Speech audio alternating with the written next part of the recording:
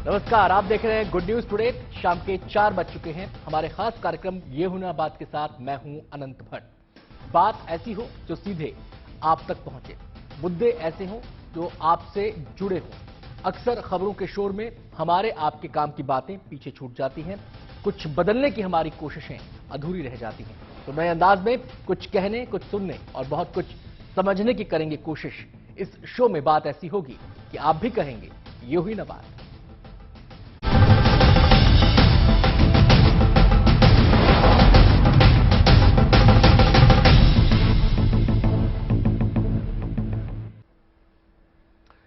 WhatsApp आज हमारी कितनी बड़ी जरूरत है, ये किसी से छिपा नहीं है। हम आज व्हाट्सएप के जरिए एक दूसरे से बात कर रहे हैं। ज्यादातर लोग इसी के जरिए दूसरों के संपर्क में हैं। यही नहीं, पर्सनल बातों से लेकर अपने जज्बात तक लोग इसी व्हाट्सएप के जरिए दूसरों तक पहुंचा रहे हैं। लेकिन लगता है व्हाट्सएप को ठगों की नजर लग गई है। व्हाट्सएप पर कुछ दिनों से इंटरनेशनल स्पैम कॉल्स की बाढ़ आ गई है। ठग ना जाने कैसे अब व्हाट्सएप यूजर्स को निशाना बना रहे हैं। इस नई चुनौती ने व्हाट्सएप के कर्ता धर्ताओं की भी चिंता बढ़ा दी है। वो इससे वाकिफ हैं, लेकिन वो भरोसा दे रहे हैं कि उनकी सुरक्षा दीवार मजबूत है और यूजर्स की सुरक्षा के लिए कई टूल्स भी हैं। ऐसे में सवाल है, क्या व्हाट्सएप की सुरक्षा दीवार इतनी मजबूत है जो इस ठगी से मुकाबला कर सके? आखिर साइबर ठगों के इस नए हथियार से कैसे बचा जा सकता है? ऐसे ही तमाम सवालों की आज हम पड़ताल करेंगे। एक्सपर्ट्स का पूरा पैनल हमारे साथ इस चर्चा में शामिल रहेगा, लेकिन अपने एक्सपर्ट्स से हम बातचीत करें उससे पहले ये रिपोर्ट देख लेते हैं।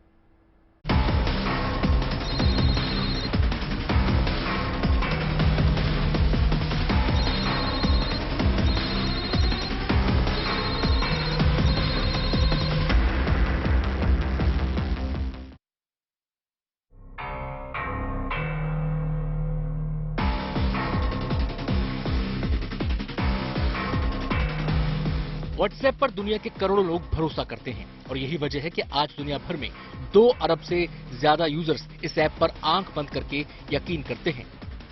लेकिन हाल फिलहाल में कुछ ऐसा हुआ है जिसने व्हाट्सएप को लेकर चिंताएं बढ़ाई हैं। दरअसल व्हाट्सएप पर हाल फिलहाल अनचाही इंटरनेशनल कॉल्स और लोगों को ठगी के जाल में फंसाने वाले मैसेज आने से लोग सुरक्षा को लेकर टेंशन में आ गए हैं।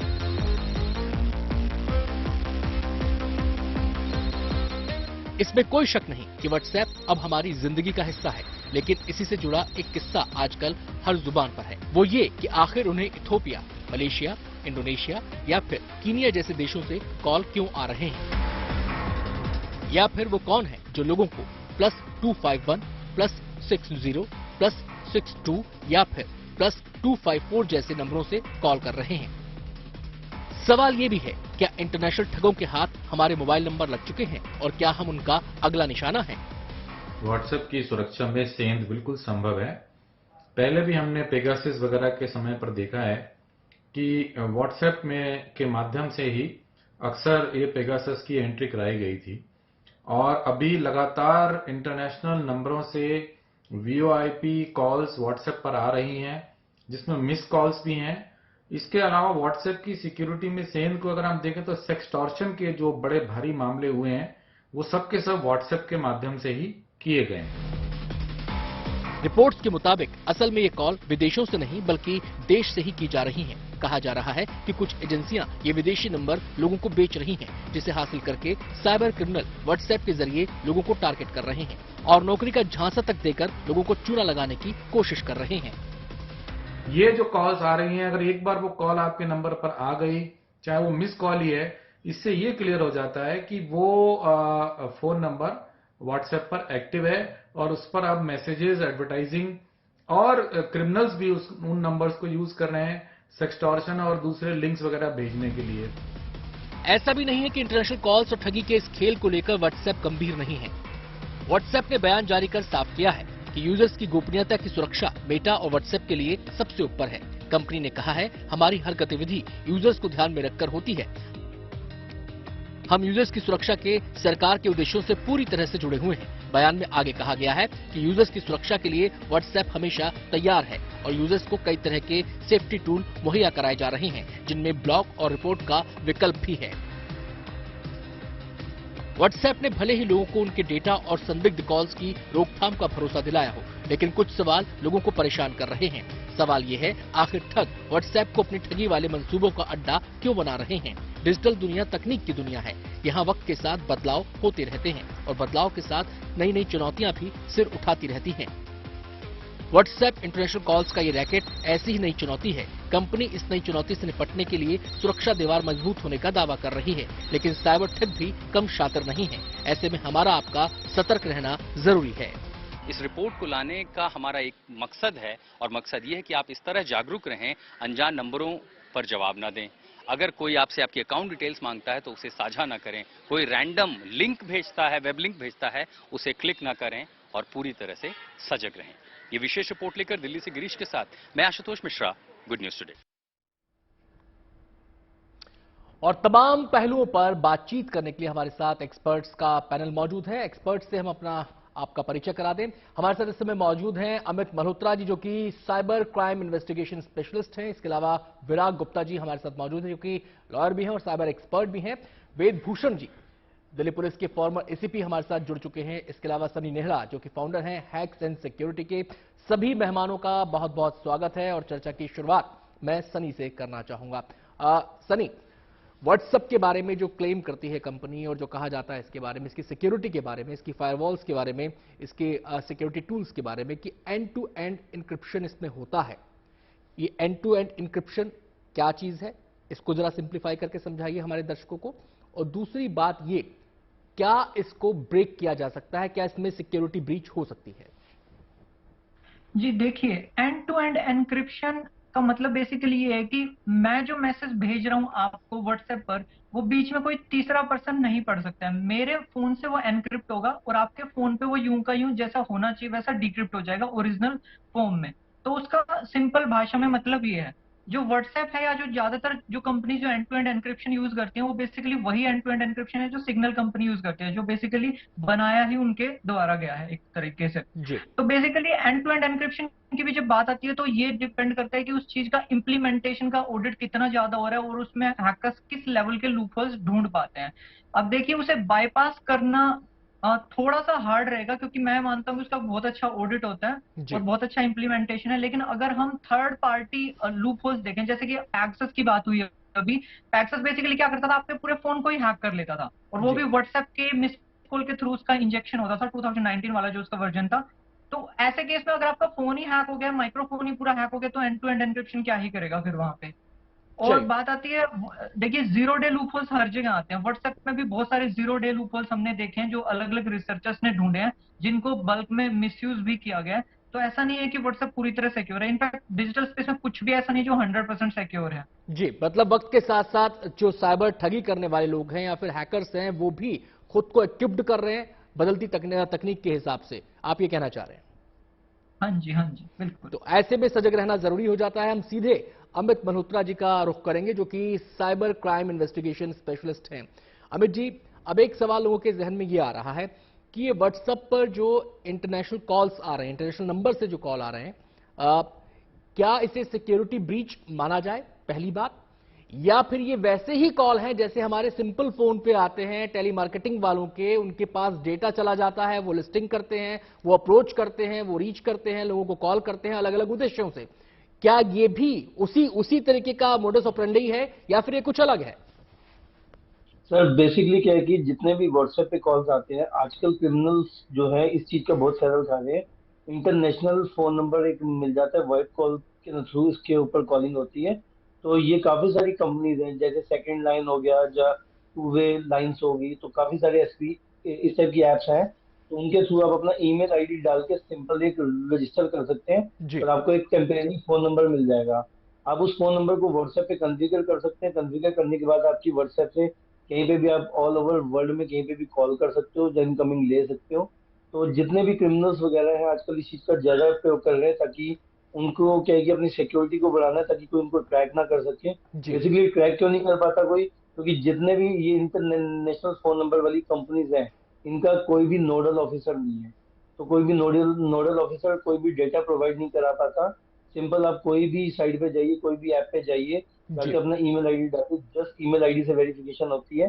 और ईमेल आईडी डाल के आपको एक टेम्परेरी फोन नंबर दे दिया जाता है, उसको आप व्हाट्सएप पे कॉन्फ़िगर करें। जी कॉन्फ़िगर करने के बाद आप उससे जो करना चाहते करें। तो इस चीज का आजकल एक्सटॉर्शन में, लोगों को धमकाने में या पैसा मांगने में, किडनैपिंग में, इस टाइप की चीजों में ज्यादा यूज हो रहा है, जी क्योंकि इसका कोई भी पीछे नोडल ऑफिसर ट्रैकेबल नहीं है। जी अमित जी, यहां पर अब ये समझना चाहेंगे कि ये जो इंटरनेशनल नंबर से कॉल्स आ रहे हैं, लोगों के जहन में ये भी सवाल है, ये भी कहा जा रहा है कि ये कहीं विदेश से नहीं आ रहे हैं, ये यहीं बैठे जो साइबर ठग है वो कर रहे हैं, और क्या ये विदेश से भी आ सकते हैं? दोनों ही बातें हैं, क्या इसमें कौन सी बात सर आपको? जी 90, हाँ जी, 99% जो है ये इंडिया से कॉल आ रहे हैं, लोकल कॉल आ रहे हैं। जैसे कि जो हमारे क्रिमिनल्स ऐसा तो वो क्या कर रहे हैं, जेल में बैठ के भी इन इक्विपमेंट्स को यूज करके, इन सॉफ्टवेयर को यूज करके, इन ऐप्स को यूज करके अपना एक्सटॉर्शन मांग रहे हैं और सारा क्राइम अंदर से चला रहे हैं। और इस टाइप से काफी सारे लोग हैं जिनके पास कोई समाधान नहीं होता, वो सिंपल इस चीज को ना लेके डाल देते हैं ताकि वो कहीं पे भी ट्रैकेबल ना रहे। चलिए, तो मैं ये सीधे 99% जी समझ में लोकल है। मैं विराग जी का यहाँ पर रुख करना चाहूँ। विराग जी, अमित जी ने जो लिमिटेशंस रखी हैं और जो चुनौतियां सामने रखी हैं, उसको देखते हुए हम आपसे जानना ये चाह रहे हैं कि जो हमारा साइबर लॉ है, जो हमारा डिजिटल दुनिया से जुड़े लॉ हैं, आईटी एक्ट के तहत तमाम ये चीजें गवर्न होती हैं, क्या वो उतना इक्विप्ड है कि इस किस्म की बातों को टैकल कर सके? क्योंकि जिस तरीके से नंबर हासिल किया जा रहा है, वो कह रहे हैं कि इसका कोई नोडल ऑफिसर नहीं है, इसलिए ट्रैक एंड ट्रेस करना बहुत मुश्किल हो जाता है। तो कानूनी नजरिए से ये कितना बड़ा चैलेंज है? देखिए, के.एन. गोविंदाचार्य का मामला दिल्ली हाई कोर्ट में था, जिस पर मैंने बहस की थी, और 2013 में दिल्ली हाई कोर्ट ने आदेश दिया था, जिसको राज्य और केंद्र सरकार सभी को स्वीकार करना था। उसके अनुसार सारी कंपनियों को, उसमें फेसबुक, गूगल, ट्विटर, 3 पार्टियां थी, इन सारे लोगों को भारत में शिकायत अधिकारी नियुक्त करना था।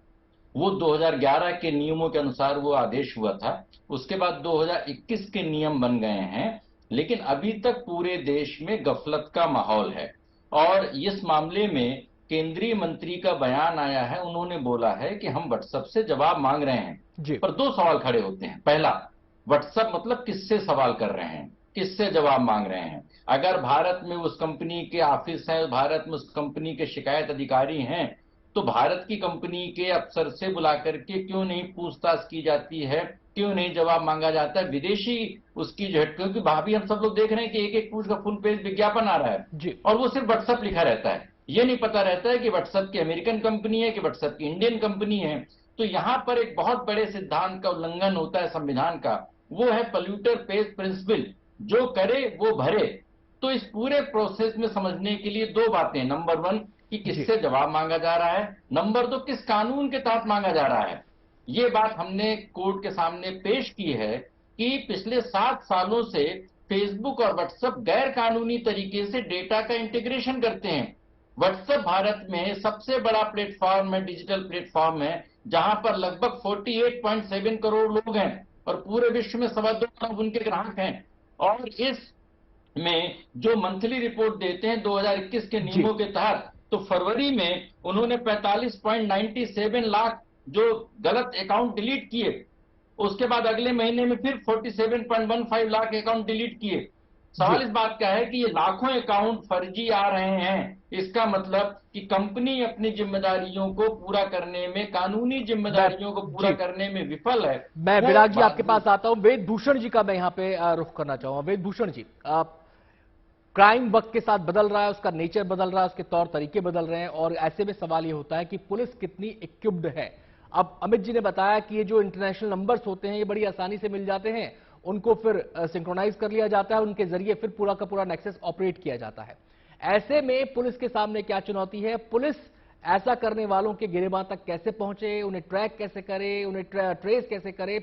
ये कितना बड़ा चैलेंज पुलिस के लिए बनता जा रहा है, और क्या ऐसे मामलों की पड़ताल के दौरान ऐसे लोग जो इस किस्म के नेक्सस का इस्तेमाल कर रहे हैं वो पकड़ में आए हैं कभी? आनंद जी, कोविड के बाद में जी करोड़ों की तादाद में वर्ल्ड के अंदर, पूरी दुनिया के अंदर इंटरनेट के यूजर्स बढ़े हैं, और तमाम तरह की एक्टिविटी, चाहे फाइनेंशियल एक्टिविटीज हो, चाहे एजुकेशन से रिलेटेड हो, मीडिया से रिलेटेड, तमाम जो चीजें हैं इंटरनेट के माध्यम से हो रही हैं। ये इंडिया की प्रॉब्लम नहीं है, वर्ल्ड वाइड प्रॉब्लम है। पूरी दुनिया इस स्थिति को झेल रही है। आपने पीछे देखा होगा एम्स के किस तरह से हैकिंग, 2 बार उनके सिस्टम को हैक कर लिया गया। पूरे नॉर्थ कोरिया का अमेरिका को सिस्टम इंटरनेट डाउन करना पड़ा, क्योंकि नॉर्थ कोरिया जिस तरह से वहां से अटैक हो रहे थे अमेरिका के अंदर, पूरे कंट्री को उन्होंने डिबार कर दिया इंटरनेट से। तो जो साइबर क्राइम हो रहा है, इंडिया की तो स्थिति बहुत ही पिटिएबल स्थिति है, बहुत ही कंफ्यूजन की स्थिति। अभी मेरे से पहले जो एक्सपर्ट कह रहे थे बिल्कुल ठीक कह रहे थे, यहाँ स्थिति बहुत कंफ्यूजन की है। एक आदमी, मैं दिल्ली में बैठा हुआ हूं, एक आदमी साइबर क्राइम कलकत्ता में कर रहा है, उसका बेनिफिट कोई तीसरा बिहार के अंदर ले रहा है। तो पुलिस के पास तो कानून भी नहीं है कि उसकी एफआईआर कहां दर्ज होगी, इन्वेस्टिगेशन तो बहुत दूर की बात है, कैसे होगी? क्या हमारी पुलिस, हमारा सिस्टम, हमारे लॉज उन चीजों को बैट आउट करने के लिए सफिशिएंट है? नो। जो आईटी एक्ट हमें बनाकर दिया गया है वो आज की डेट में इर्रेलीवेंट हो चुका है, तमाम सेक्शंस बेलेबल है। और जो आईपीसी के इंडियन पेनल कोड के अंदर जो ऑफेंसेज है, दे आर वेरी पुअर, क्योंकि 7 ईयर से नीचे की जिनमें भी कन्विक्शन है आप उसमें अरेस्ट ही नहीं कर सकते। पहली बात तो आप एक्शन लेने के लिए इनकॉम्पिटेंट हैं, आपको कैसे डिसाइड होगा? क्योंकि जुडिक्शन एक बहुत बड़ा इश्यू है। कैलिफोर्निया में मेटा का ऑफिस है, आप मेटा को रिक्वेस्ट कर रही है पुलिस की एजेंसी के इस नंबर से, इस व्हाट्सएप नंबर को मिसयूज किया जा रहा है, यू स्टॉप इट। वो उनके रहमो करम पर है, वो कैलिफोर्निया में बैठे हुए जो सिस्टम के अंदर लोग हैं वो कितना टाइम लेंगे उस चीज को, हमारी जो रिक्वेस्ट है वो मेट आउट हो पाएगी, उसको कर पाएंगे नहीं कर पाएंगे। सबसे बड़ा जो खतरा है वो साइबर टेररिज्म को है, सेक्सुअल, रेशियल, रिलीजन, ये तमाम चीजें तो है ही है। इसके अलावा जो सबसे बड़ा खतरा है पूरे देश को, पूरी दुनिया को, वो साइबर टेररिज्म से। मैं आता हूं वेद जी आपके पास, मैं सनी जी का यहां पे रुख करना चाहूंगा। सनी जी, ये जब से इंटरनेशनल कॉल्स का सिलसिला शुरू हुआ है उसके बाद व्हाट्सएप की तरफ से भी क्लैरिफिकेशन आया है। उनका कहना यह है कि जो यूजर्स की सिक्योरिटी है, उनकी जो प्राइवेसी है, वो सबसे बड़ी प्रायोरिटी है, वो उसको सबसे ऊपर रखते हैं। और इसके लिए जो नई किस्म की चुनौतियां सामने आ रही हैं, इसके लिए लगातार वो खुद को इक्विप्ड कर रहे हैं। और जो यूजर्स हैं उनको भी कई टूल्स मुहैया कराए गए हैं, उनमें ब्लॉक का भी उनके पास ऑप्शन है, सभी जानते हैं ब्लॉक का ऑप्शन है। लेकिन ब्लॉक के मामले में मसला यह आता है कि कितने नंबर्स को ब्लॉक करेंगे? ये तो सैकड़ों की तादाद में नंबर, एक को ब्लॉक करेंगे दूसरे से मैसेज आ जाएगा, पहली बात। दूसरी बात यह कि एक एआई टूल की बात भी वो कर रहे हैं, एक एमएल टूल की बात भी वो कर रहे हैं। ये कौन से फिल्टर्स हैं, ये कैसे सुरक्षा प्रोवाइड करवा सकते हैं जो यूजर्स हैं व्हाट्सएप के?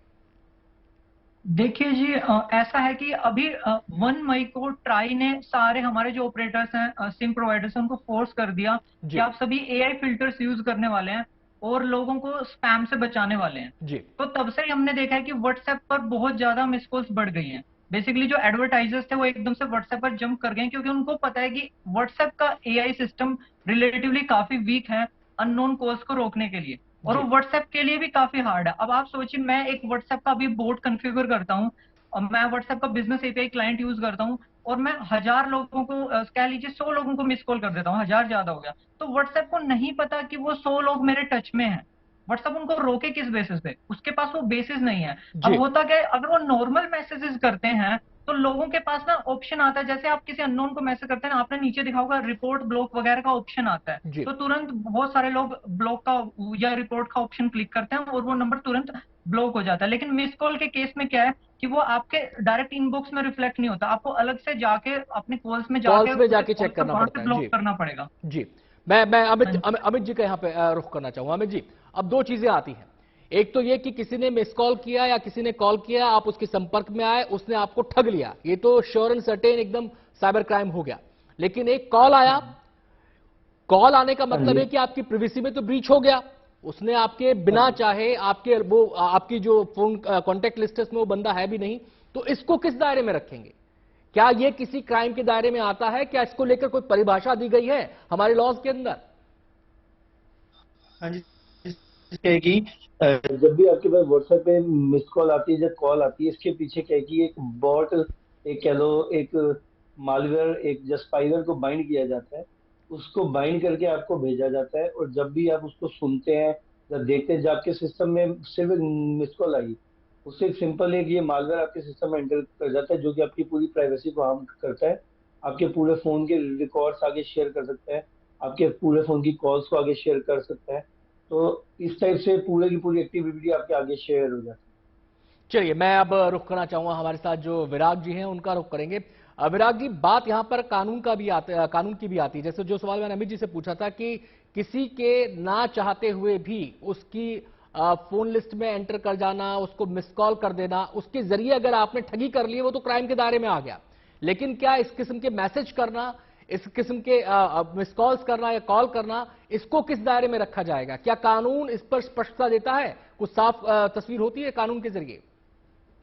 देखिए भट्ट जी, मैं आपसे निवेदन करता हूं कि आपका देश का सबसे बड़ा एक प्लेटफॉर्म है और इसमें बहस में हमको थोड़ा सा व्यापक बड़े नजरिए से पहले समझें, फिर हम उसमें संक्षेप में आएंगे। और बड़ा नजरिया ये है कि जहां पर आप बात बोल रहे हैं उसके बारे में आईपीसी आईटी एक्ट में प्रोविजन है, पर इस समस्या के जो मूल पर हम जाएं, और इस समस्या के मूल में 3 कारण हैं।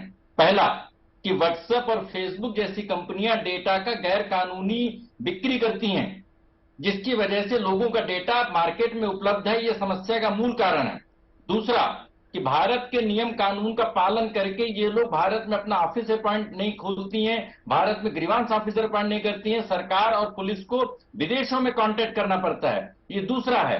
तीसरा कि कानूनी जवाबदेही से नहीं बचा जा सकता है अगर ये आर्टिफिशियल इंटेलिजेंस का इस्तेमाल करें या किसी चीज का इस्तेमाल करें। आप भारत से विश्व का सबसे बड़ा बाजार बनाकर खरबों रुपए वहां से कमाते हैं, और जब कानूनी जवाबदेही की बात आती है तो आर्टिफिशियल इंटेलिजेंस के ऊपर अपना पूरा ठीकरा ठोकने की कोशिश करते हैं। तो इस पूरे बड़े व्यापक तस्वीर को देखेंगे कि व्हाट्सएप का जो पूरा सिस्टम है, वो पूरा सिस्टम एक विदेशी प्लेटफॉर्म ने भारत के पूरे तंत्र पर एक कब्जा कर लिया है और हमारा कानून उसके सामने बौना है। और जब सरकार बोलती है कि हम उनसे जवाब मांगेंगे, तो यह मालूम नहीं है कि किस कानून से मांगेंगे, क्योंकि सुप्रीम कोर्ट के सामने सरकार ने हलफनामा दिया है कि कानून हमारा बन रहा है। पिछले 7 सालों से सुप्रीम कोर्ट के फैसले के बावजूद डेटा प्रोटेक्शन कानून भारत में नहीं बना।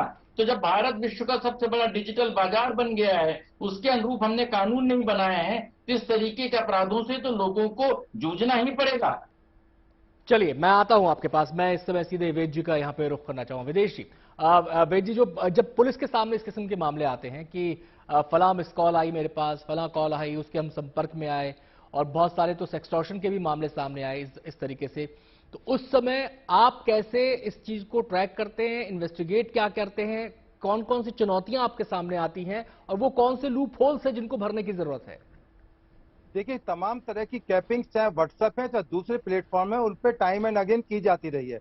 आज आपने देखा होगा हिंदुस्तान के तमाम अखबारों के अंदर व्हाट्सएप को कैसे सेफ रखा जाए उसके बारे में डूज एंड डोंट डूज बताए गए, क्योंकि वहां कुछ ना कुछ ऐसी स्थिति खराब है जिस वजह से पूरे हिंदुस्तान को अलर्ट पर एक तरह से मान के चला जाए कि रखा गया है। परंतु उसके बावजूद जो सिस्टम है वो अप टू द मार्क नहीं है इंडिया के अंदर। I am very sorry to say, मैं भी रिटायर्ड पुलिस अधिकारी हूँ, परंतु जिस तरह से पुलिस की जो साइबर क्राइम के बारे में इन्वेस्टिगेशन की स्थिति है, बहुत ज्यादा अच्छी नहीं है अक्रॉस इंडिया। चाहे कैपिटल दिल्ली की बात हो, स्टेट में तो और ज्यादा बेस्ट पोजीशन है। दिल्ली में कम से कम हर डिस्ट्रिक्ट के अंदर एक साइबर पुलिस स्टेशन है, ये पूरे देश दिल्ली के लेवल पर एक साइबर के है, नंबर आपने दे दिए, परंतु जब तक एक अवेयरनेस नीचे तक नहीं जाएगी, डूज एंड डोंट डूज हर एक आदमी को, क्योंकि बहुत सारा वर्ग ऐसा है जो करीब करीब लिटरेट है, ये इलिटरेट है। जो इलिटरेट वर्ग है वो यूज तो कर रहे हैं, पर उनको डूज एंड डोंट डूज का नहीं पता कि कैसे अपने आप को वो सेफ रख पाएंगे, चाहे वो सेक्सटॉर्शन का रिलेटेड हो, चाहे व्हाट्सएप से रिलेटेड चीज हो,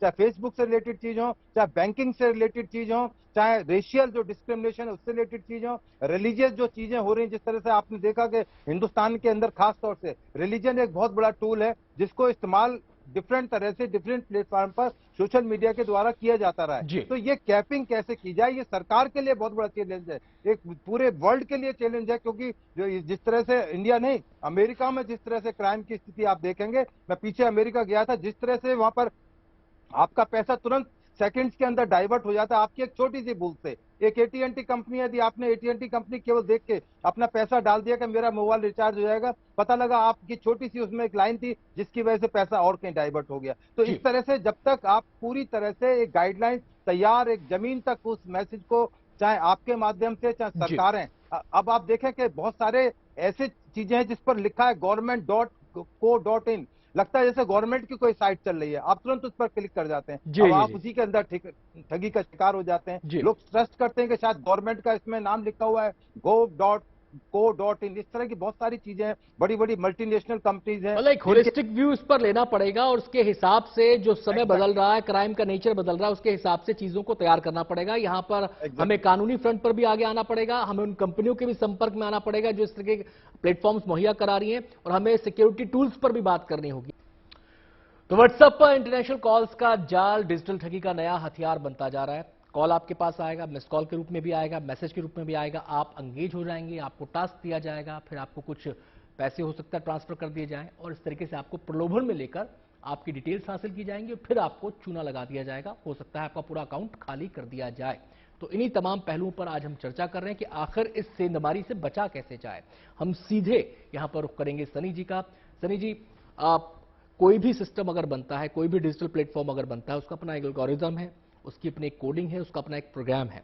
मैं ये जानना चाहता हूं, क्या टेक्निकली ये संभव हो पाएगा कि फिल्ट्रेशन उस प्लेटफॉर्म में अपने आप से हो, वो चीजों को फिल्टर कर सके और वो जान सके क्या स्पाईवेयर है, क्या मालवेयर है, कौन जेन्युइन है, कौन फेक है? क्या टेक्निकली ये पॉसिबल हो सकता है?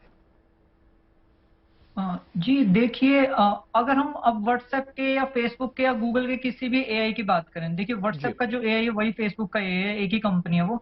तो हम फेसबुक बहुत टाइम से ये कह रही है कि वो जो फेक एडवर्टीजमेंट्स हैं, जो लोग गलत एडवर्टीजमेंट स्पॉन्सर करते हैं, जैसे कि मैंने कोई फ्लिपकार्ट का या किसी ने कोई फ्लिपकार्ट का फेक पेज बना दिया और वो प्रोडक्ट स्पॉन्सर कर रहा है, एक स्कैम वेबसाइट स्पॉन्सर कर रहा है फ्लिपकार्ट के नाम पे, किसी भी शॉपिंग वेबसाइट के नाम पे।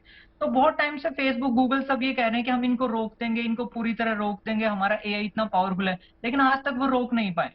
हम इतना टाइम से यही सब देख रहे हैं।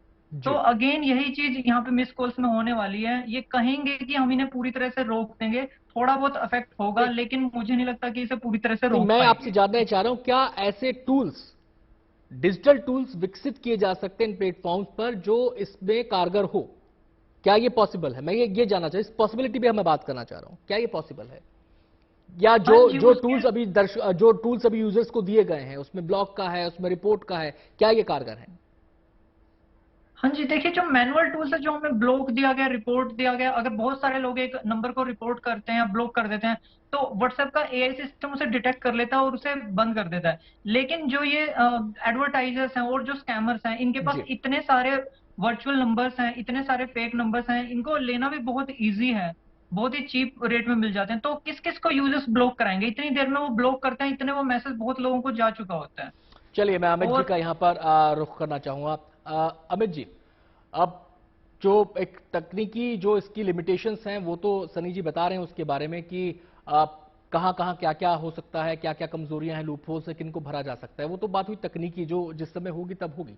लेकिन यहां पर बात आती है यूजर्स की, जो एंड यूजर है, उसके लिए सतर्कता के कौन से पॉइंट हो सकते हैं जो वो इस प्रकार के जाल में फंसने से बचे? वो क्या क्या कदम उठाए, वो कैसे सतर्क रहे, वो कैसे जागरूक रहे? बेसिकली एंड यूजर के लिए मैं यही कहना चाहूंगा कि जितने भी इंटरनेशनल फोन नंबर से अगर कॉल्स आती है, अगर उनका कोई बाहर रिलेटिव नहीं, जबकि बाहर इतनी कन्वर्सेशन नहीं होती है, तो जितने भी अननोन सोर्सेज से उनको कॉल आती है, इंटरनेशनल फोन नंबर से कॉल आती है, उनको इधर उठाना अवॉइड करें वो, और ज्यादातर मतलब इससे नंबरों को ब्लॉक करें।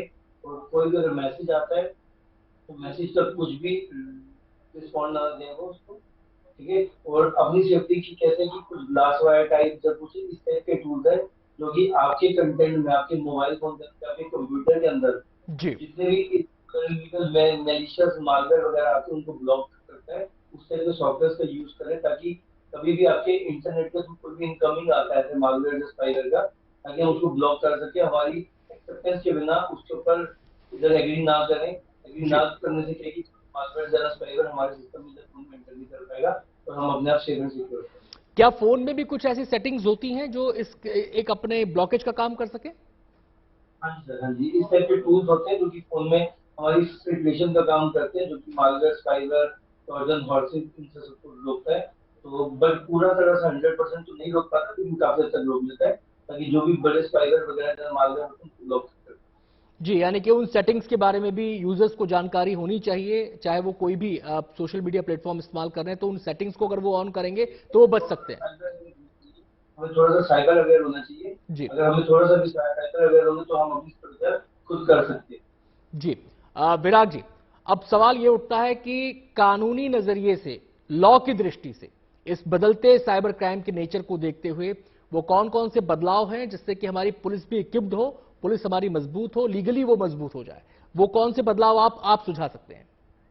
देखिए, ऐसा है कि जो डिजिटल जगत में अपराध हो रहे हैं उसमें हमारी जो पुलिस व्यवस्था है वो पूरी तरह से अप्रासंगिक हो गई है। जैसे पाकिस्तान बॉर्डर में आप वहां के जो एसएचओ से बोलें कि पाकिस्तान हमला कर दे तो एसएचओ वहां पर बचाव कर ले, या लोग अपना खुद बचाव कर लें, तो डिजिटल आतंकवाद जो नया है, फ्रॉड, क्राइम्स सारे हो रहे हैं, ये अंतर्राष्ट्रीय स्तर पर हो रहे हैं। और जो हमारे थाने की व्यवस्था है, क्योंकि संविधान के हिसाब से पुलिस राज्यों का विषय है और ये जो अपराधी हैं ये अंतर्राज्यीय और अंतर्राष्ट्रीय हैं, तो जब तक कोई चीज पता चलती है तब तक वो वेश बदल के मारीच की तरह दूसरे तरीके से आ जाते जी। हैं। तो डिजिटल अपराधियों की दो क्वालिटी है, पहला वो मारीच हैं, वेश बदल देते हैं, दूसरा वो रक्त बीज की तरह फैले रहते हैं। इसलिए उनको रोकना आम जनता के लिए या और उन पर कार्रवाई करना पुलिस के लिए लगभग असंभव है। सरकार भी उसमें बहुत ज्यादा नहीं कर सकती है, लेकिन जो कर सकती है वो किया नहीं जा रहा है। और इस अपराध के 4 चरण हैं। पहला चरण ये है कि लोगों का डेटा बिक रहा है, दूसरा चरण ये है कि इनका जो सिस्टम है वो कमजोर है, तीसरा चरण ये है कि मोबाइल के साथ बैंक खाते जुड़े हुए हैं, और चौथा चरण ये है कि लोग साइबर अपराध और चलिए, मैं फाइनल कमेंट वेदभूषण जी से करना चाहूंगा, क्योंकि जब कुछ हो जाता है तो शिकायत पुलिस के पास ही जाती है। अब ये बात अलग है कि पुलिस उसके लिए कितनी तैयार है मौजूदा चुनौतियों के लिए, लेकिन वेदभूषण जी, आपके नजरिए से सबसे पहली चोट अगर इसको समूल नष्ट करना है तो कहां करनी होगी? ये नेशनल क्राइम नहीं है, इंटरनेशनल प्रॉब्लम है, क्योंकि पुलिस जो है जो स्टेट का सब्जेक्ट है। परंतु ये जो क्राइम है, अभी आपने बहुत सारे कंट्रीज के, मलेशिया के और अफ्रीकन कंट्रीज के नाम लिए, तो ये जो क्रिमिनल है कुछ इंडिया में भी हैं, विदेशों के अंदर ही बैठे हैं, उनको आइडेंटिफाई, रिकॉग्नाइज करना है। परंतु सबसे बड़ा प्रॉब्लम है आनंद जी कि उनका ट्रायल कहां पर हो, कैसे उनका ट्रायल हो। ये मैंने तभी शुरू में बोला था, ये वर्ल्ड वाइड प्रॉब्लम है, ये केवल इंडिया के, दिल्ली के किसी पर्टिकुलर स्टेट की प्रॉब्लम नहीं है। जब तक इसके बारे में इंटरनेशनल लेवल पर कोई हार्ड डिसीजन नहीं होंगे इस तरह की चीजों के लिए, और तमाम कंट्रीज आपस में मिलकर, जैसे साइबर टेररिज्म की अभी बात चल रही है, तमाम स्टॉकिंग की बात चल रही है, तमाम फाइनेंशियल क्राइम हो रहे हैं, तब तक पूरी दुनिया में कोई ऐसा प्लेटफॉर्म नहीं तैयार होगा, तब तक इस चैलेंज को स्वीकार करना, उससे मिलना, मेट आउट करना, और तमाम चीजें कोर्ट कचहरी और अदालत की प्रक्रियाओं से गुजरना अपने आप बहुत बड़ा चैलेंज है। क्योंकि अभी तो इनका सही मायने में इंडिया में ट्रायल भी शुरू नहीं हुआ, क्योंकि जो एविडेंसेस हैं वो बड़े क्रिटिकल है, उनको कलेक्ट करना और कोर्ट में प्रोड्यूस करना, क्योंकि डिजिटल फॉर्म के अंदर वो तमाम एविडेंसेस हैं। जी, बहुत बहुत शुक्रिया वेदभूषण जी। तो चुनौती बड़ी है, लेकिन इस चुनौती का सामना सबको मिलकर करना है। उन कंपनीज को भी करना है जो सोशल मीडिया प्लेटफॉर्म को उपलब्ध करा रही हैं, उन यूजर्स को भी करना है जो इनका इस्तेमाल कर रहे हैं, पुलिस को भी करना है, और कानूनी नजरिए से भी इस दिशा में बहुत कुछ किया जाना बाकी है। और सबसे जो बड़ी बात है, सबसे जो पहली कड़ी है इस लड़ाई की, वो ये है सतर्क रहना है, सावधान रहना है। कार्यक्रम में आज इतना ही। तमाम मेहमानों का बहुत बहुत शुक्रिया हमारे साथ इस चर्चा में शामिल होने के लिए। अभी एक छोटा सा ब्रेक लेंगे, जाना कहीं नहीं है, आप देखते रहिए गुड न्यूज टुडे।